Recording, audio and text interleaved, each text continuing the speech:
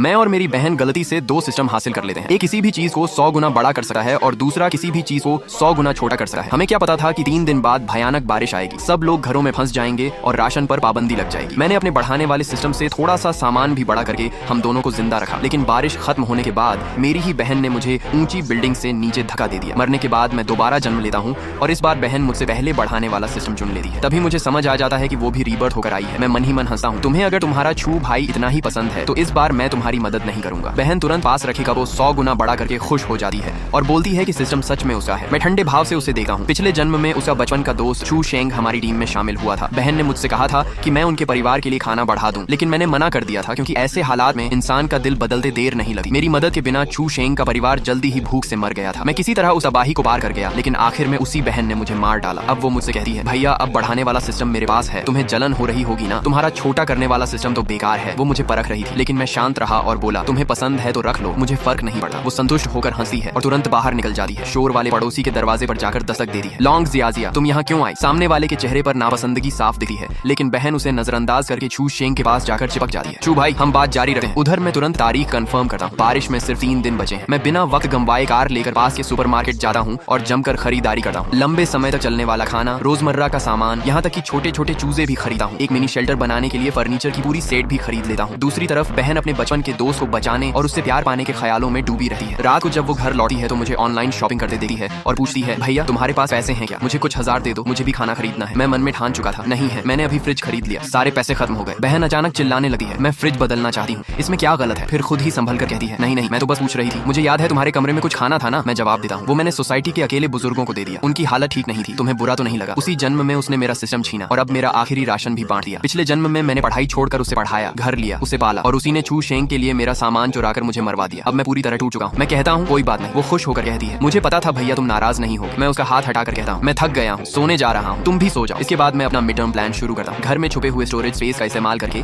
एक micro farm बनाने का। अगली सुबह मैं कार लेकर अपने गांव जाता हूँ, पुराना घर छोटा कर देता हूँ, जमीन को छोटा करके खेती के लिए इस्तेमाल करता हूँ और सब कुछ एक सीक्रेट रूम में सेट कर देता हूँ। 3 दिन के अंदर मैंने एयर फिल्टर, विंड पावर, छोटा पशुपालन सिस्टम सब तैयार कर लिया। अब मेरे पास एक छोटा सा लेकिन पूरा घर है जिसमें आंगन भी है और खेती के लिए जमीन भी। बहन के बाहर रहने का फायदा उठाकर मैं घर और बाहर के कॉरिडोर में कैमरे लगा देता हूँ और चू शेंग के घर के बाहर भी कैमरा लगा देता हूँ ताकि सब कुछ मोबाइल से देख सकूं। अब मैं पूरी तरह निश्चिंत होकर बारिश का इंतजार करता हूँ। आखिरी दिन बहन फिर चू शेंग के घर जाती है। उधर चू शेंग की माँ उसे ताने मारती है। सामने वाली लड़की बिल्कुल शर्म नहीं करती, हर दिन मेरे बेटे के कमरे में घुस जाती है। दूसरी औरत कहती है, लगता है तुम्हारे बेटे पर फिदा है, तुम्हें बहू मिलने वाली है। वो जवाब देती है, अरे वो तो कॉलेज भी पास नहीं कर पाई, भाई पर पलती है, हमारे घर की बहू बनने लायक नहीं है बे।